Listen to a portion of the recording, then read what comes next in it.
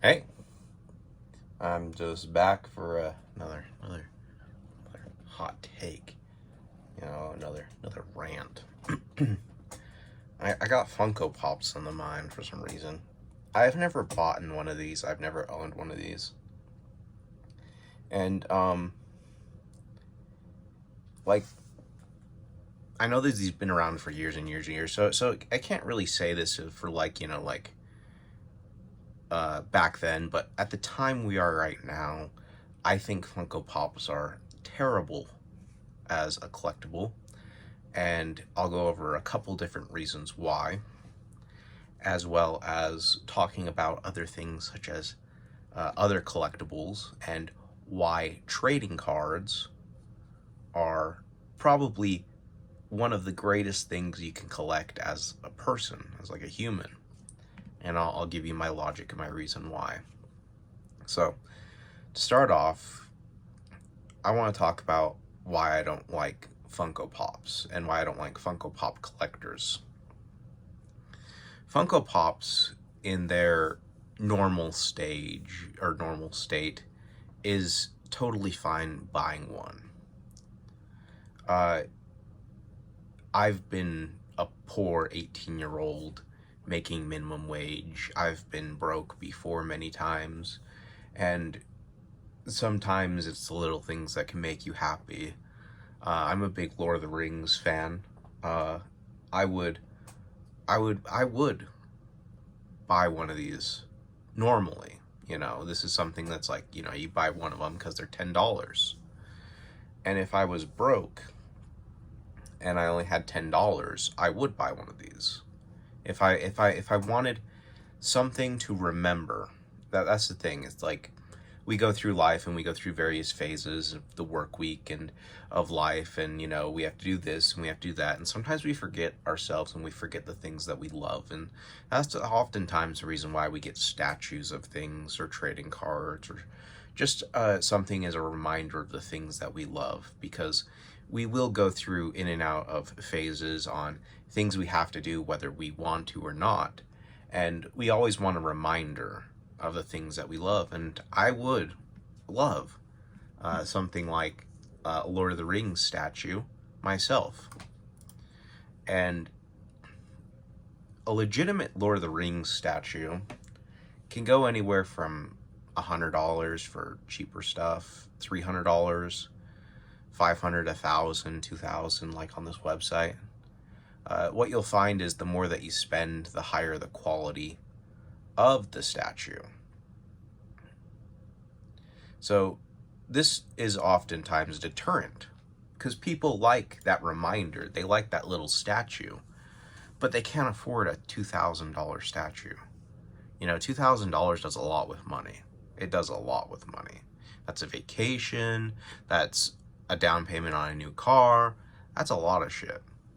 But they want something as a reminder. And they buy one of them. And then after they buy one, because it's so cheap, it's $10, they get their next paycheck 2 weeks later, they go, I'm bored.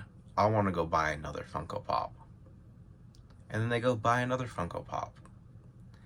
And the next thing you know, they have what I like to refer to as, where is it? The Funko Pop Wall of Shame. Now, this is where I'm going to talk about why I think that trading cards are the best collectible. And here's Exhibit 1. Funko Pops, though there are some that are going for very expensive pricing, they're cheap, they're always going to be cheap, and they take up way too much space. Okay? Now, your humble little idea goes from, I want to buy a reminder of something I love because I can't afford the real thing, and then later I'll get the real thing, but you end up getting the giant wall of shame, the giant Funko Pop wall of shame. And you've spent thousands of dollars on these fucking Funko Pops and they take up so much fucking space, when in reality, all you wanted was one reminder of your favorite show or your uh, favorite movie, and you would have been better off in the long run just saving your money and going for something of higher quality, because its quality is already there. And in the Funko Pop world, it's just going to take up way too much space. And this is where I also want to talk about why trading cards are quite possibly one of the greatest collectibles, like what someone can collect. And it's ultimately just comes down to space. How much space do trading cards actually take up? And not only how much they take up, how much value they hold while taking up that space. All right. Now, this may not look like a lot, but this could easily be like a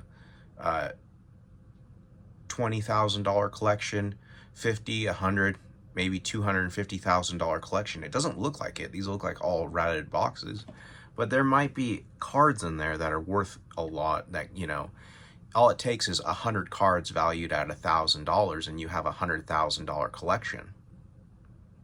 It's that simple. Or 1,000 cards valued at $100, and you have a $100,000 collection. It's that simple. It's that simple to have a lot of money in a little tiny space.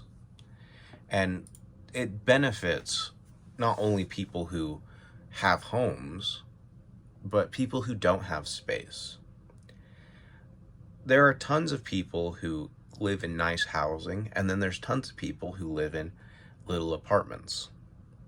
And they can't afford to put a wall of fucking Funko Pops in their fucking apartment, because they need to live their lives. They can't just fucking go to bed and wake up next to the Funko Pops. So that's another reason why I just don't like Funko Pops as a collectible. When it comes to trading cards, even if you get them in slabs, you start getting them in slabs, they're going to start taking up space. But trading cards in general, that could be a couple $1 million worth of trading cards.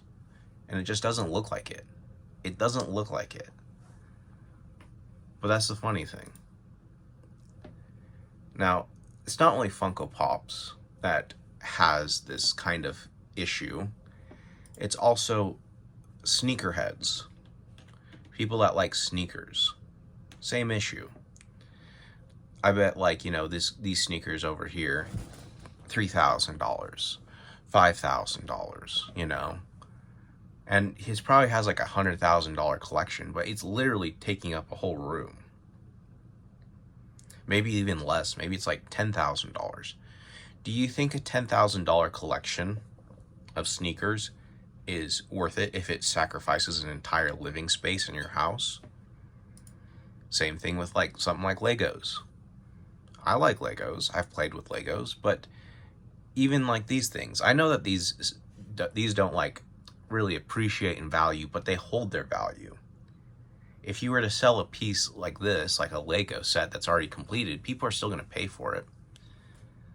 Same thing with model cars.